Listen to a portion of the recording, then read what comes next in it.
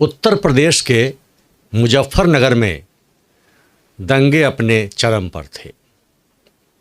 राज्य में सरकार अखिलेश की थी और केंद्र में सरकार मनमोहन सिंह की थी। लोग त्राहिमाम कर रहे थे। सरकार समर्थित कुछ विधायक एवं आताताई लोगों पर जुल्म ढा रहे थे और हिंदुओं पर कहर टूट रहा था। केंद्र सरकार भी असहाय सी दिख रही थी और विपक्ष भी बहुत खामोश दिख रहा था।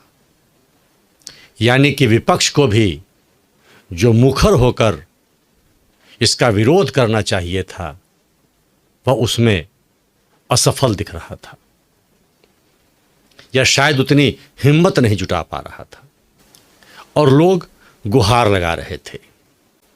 और तब एक शख्स गोरखपुर से ऐलान करते हुए यह निकलता है कि मैं अकेले ही निकल रहा हूं और मैं मुजफ्फरनगर पहुंच रहा हूं। किसी को साथ आना हो तो आए और ना आना हो तो ना आए। अब यह बर्दाश्त के बाहर है। और वह शख्स थे गोरखपुर के सांसद योगी आदित्यनाथ। नमस्कार, मैं शैलेश कुमार, शैलेश की बात में आपका हार्दिक स्वागत है। ये बात आज मैं क्यों कह रहा हूं? क्योंकि आज योगी आदित्यनाथ बहुत चर्चा में हैं और सच कहें तो उन पर दोष भी मढ़े जा रहे हैं। शैलेश की बात में आज इसी पर बात होगी और पहले मैं उस घटना को संपन्न कर दूं।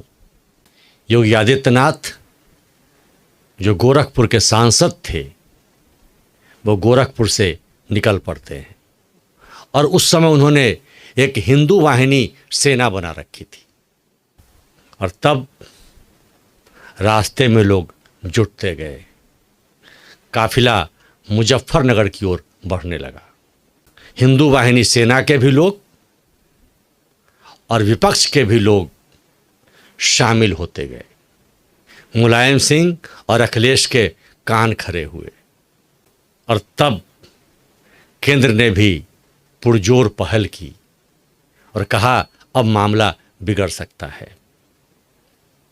केंद्र से मुलायम सिंह और अखिलेश पर विशेष दबाव डाला गया क्योंकि काफिला विशाल हो चला था और इसके परिणाम बहुत अच्छे नहीं होने वाले थे। और धीरे धीरे मुजफ्फरनगर का दंगा ठहर सा गया। जो आज संगठन की बात आ रही है तो संगठन का नेतृत्व कोई यूं ही नहीं करता या संगठन किसी भीड़ या जमात को नहीं कहते हैं। संगठन उसे कहते हैं जिसमें एक लीडर और साहसी नेतृत्व करने वाला होता है, कोई उठ खड़ा होता है। वही संगठन या वही नेतृत्वकर्ता सफल भी होता है। चुनाव परिणाम आए, उस पर खूब मंथन चल रहा है और हर लोग एक दूसरे पर हार की जिम्मेवारी भाजपा में थोपने को तैयार हैं और बहुत लोग मुखर होकर भी बोल रहे हैं कि संगठन ऐसा होना चाहिए, संगठन वैसा होना चाहिए। निश्चित तौर पर संगठन बड़ा है, लेकिन संगठन बड़ा कहकर जिस शख्स पर टारगेट किया जा रहा है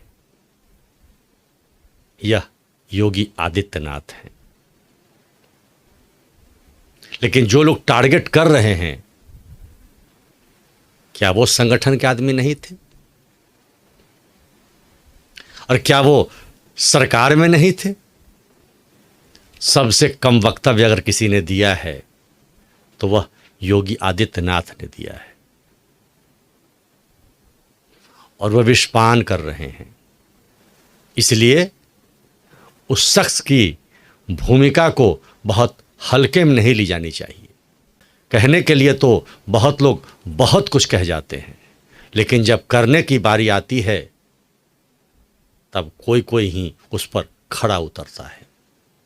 मेरा मत है, सनातन की दृष्टि से, हिंदू के दृष्टि से योगी आदित्यनाथ बिल्कुल खड़े उतरते हैं। प्रशासनिक दृष्टिकोण से भी देखा जाए तो योगी आदित्यनाथ का कोई मुकाबला नहीं है। और जो लोग अपनी लालच में उनके पैर खींचना चाहते हैं, वो सच कहें तो सनातन और हिंदुओं का पैर खींचना चाहते हैं। और सिर्फ दंगा का ही उदाहरण क्यों दें? विश्व की सबसे बड़ी आपदा कोरोना आई, कौन मुख्यमंत्री अपने घर से निकला? निकलने वाले थे तो सिर्फ योगी आदित्यनाथ थे। और वो किस गांव में गए जहां सबसे ज्यादा महामारी थी और जिस घर में सबसे ज्यादा मृत्यु हुई थी। खुद भी संक्रमित हुए, लेकिन फिर मोर्चा संभाला, गांव गांव घूमे। कोरोना काल में सब ने देखा है। बाकी सारे लोग तो घर में ही छिपे थे और ऑक्सीजन की राजनीति खेल रहे थे। उत्तर प्रदेश में भी अगर योगी आदित्यनाथ के दल की बात की जाए तो कोई नहीं निकला। सच में कहें तो योगी आदित्यनाथ ही जन जन तक पहुंचे थे। और जिस ढंग से उन्होंने मोर्चा संभाला वह प्रशंसनीय है, जिसकी चर्चा विदेशों तक में होती है। स्वयं प्रधानमंत्री जी ने भी योगी जी को टोका था कि संक्रमण काल है, थोड़ा सचेत रहें। लेकिन जो हिम्मत दिखाता है वही समाज में कुछ कर पाता है। और ये हिम्मत योगी आदित्यनाथ ने दिखाई थी। तो योगी आदित्यनाथ ने सनातन के क्षेत्र में प्रशासन के माध्यम से जनता के दिलों में स्थान बनाया है। इसलिए उन्हें ज़्यादा विष न पिलाया जाए, क्योंकि उनके बारे में जो जानकारी निकल कर आती है वह यह आती है कि वह तपाकी व्यक्ति हैं और कोई भी निर्णय ले सकते हैं। और अगर कोई ऐसा निर्णय ले लिया तो जो लोग टारगेट कर रहे हैं उनकी परेशानी भी बढ़ जाएगी।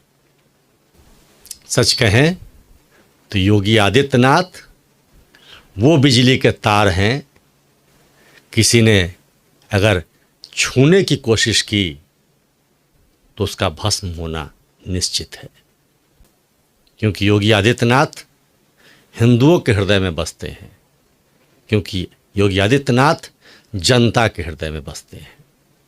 शैलेश की बात को सब्सक्राइब नहीं किया है तो सब्सक्राइब करें, लाइक करें, शेयर करें। जय जय श्री राम।